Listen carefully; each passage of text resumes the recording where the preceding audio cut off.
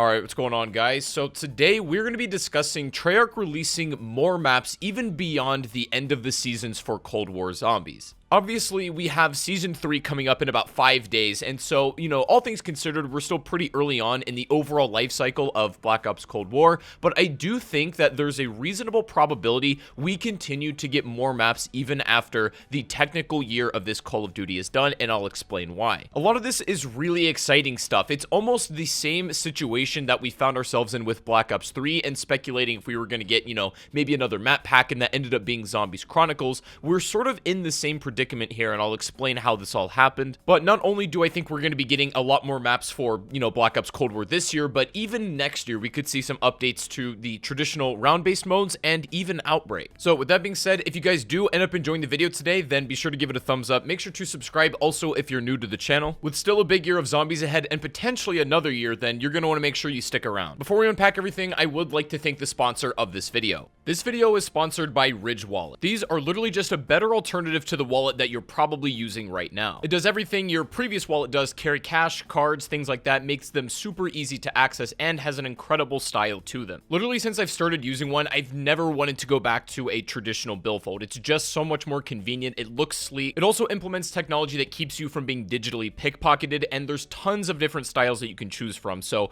go check it out right now. Use the link in the description. Big thank you to Ridge Wallet for sponsoring this video. Season 2 in Cold War's got about 5 days left at the time of me recording this video, and right now we don't know exactly what's going to be coming with the beginning of Season 3, as they haven't really told us exactly what to expect, but we know that there is an explosive season ahead of us in Treyarch's word. Now, I'm not going to really spend too much time talking about Season 3 in this video because that's not really the point of this, but it's important to understand the context of what they are releasing and why that becomes relevant later on for maybe future maps after this year of Cold War. So pretty much all of you by now, I would assume, know about the next map that is coming, the Berlin map that is supposedly called Mar der Toten. Originally, the rumors were stating that this was going to contain elements of Kino der Toten, but I stood my ground and said I really don't think that's the case at all. There's even rumors that it was going to contain elements of Verrückt, but just like the Kino stuff, I don't think those are part of the map at all anymore. Maybe during its original conception it was, but it's not now, and that's important. Whether we like to admit it or not, a huge selling point of zombies is nostalgia, and really Cold War Zombies, with all things considered, hasn't really relied on the tropes of older zombie games or elements.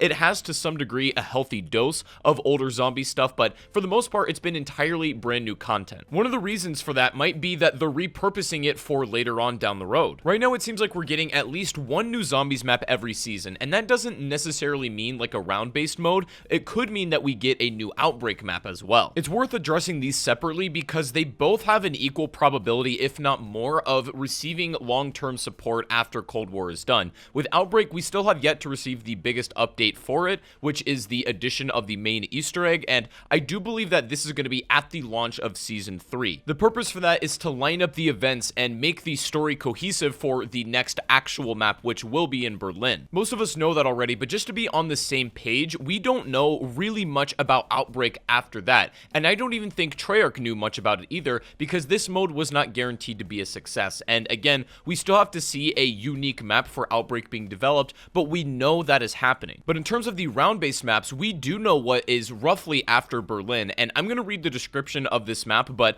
I'm not going to go too in detail in this video because I'm going to save it for a separate discussion. According to rumors, after the Berlin map, we're going to be getting a new zombies map called Spuskstali, set in a glacier on the base of a snowy mountain. The map goes from a Russian facility at the top of the mountain to frozen caverns that run inside it, and it's full of weird ancient ruins and artifacts, a almost completely vertical map, and the gimmick is essentially set around portals that connect the caverns and tunnels and allow you to access all these parts of the maps very quickly, and guiding you to pack-a-punch and things like that. That's really all we need to know about it for right now. Again, I'm going to go into a future video and really unpack everything that we know about that map, but the reason it's important to have that description, it does not include anything or even have a mention of a remade or previous zombies map we've seen before. And the same rumors are currently claiming that these three maps, which are Firebase Z, the Berlin map, and then again, this Glacier map, are going to be free, but beyond that, there are going to be some maps that are remade from Black Ops 2 tied to the Battle Pass. Now, this information could be slightly inaccurate or could have been changed, but it looks like every map from Black Ops 2 that has not been remastered, this means Transit, Die Rise, and Buried, are supposed to be attached to the Battle Pass after we get this Glacier map. But personally, I don't think that these 3 maps are just going to be, you know, the round-based ones that lead out the season of Cold War. If anything, I can see them being added after the fact. Now, Call of Duty World War II Vanguard is coming out later this year, and the rumor is this isn't going to have zombies, which actually makes a lot of sense. Now, the rumor is, and nobody really knows this for sure, that Cold War Zombies was originally being developed by Sledgehammer Games until Treyarch really took over and helped with development and sort of Treyarchified it. That could explain why D Machine feels very much and looks like a World War II Zombies map, and a lot of the systems are the same, like, you know, for example, some of the specialist and armor system, and just generally a lot of the infrastructure is very much like a World War II Zombies game, just, you know, made into Treyarch systems. But it's entirely possible that Sledgehammer is actually not making their own Zombies mode for this year, as Cold War Zombies not only kind of was their project, but right now Zombies is incredibly successful in Cold War. We've seen already that Call of Duty is still providing support for even Modern Warfare, but particularly Warzone, and they have no plans of stopping, as again, that mode is unbelievably successful as well, and they're integrating all of these, you know, based on the most recent events and what Warzone is doing, and they're really merging the two together. Pretty much all of the original developers that made World War II Zombies at Sledgehammer Games are no longer part of that studio. There's a lot of new blood at Sledgehammer, just like there sort of is at Treyarch. Also, not to mention, Treyarch has now opened up 2 different venues, essentially, that they can make Zombies content in, of course, with Outbreak, round-based maps, and even potentially Onslaught. The point being, I just cannot see Activision greenlighting Sledgehammer to make another Zombies game to undercut what Cold War is doing. I just don't see them realistically competing with each other. Treyarch and Activision have already showed us before that if, you know, a Zombies game is successful, then it will continue to receive support even after the fact of its current year. You know, we can think of Chronicles, and we're kind of in the exact same situation. Of course, we didn't really get any post-launch support with Black Ops 4 Zombies, but I think that was because of the general negative reception to it. It would make sense for them to hold back a lot of that content and repurpose it for later on, and of course with Cold War, it would make significantly more sense for them to release it in here. Now, I mentioned earlier in the video that it was important to recognize that a lot of the stuff with Kino and Verrucht have been cut out of the, you know, Berlin map, and a lot of these remakes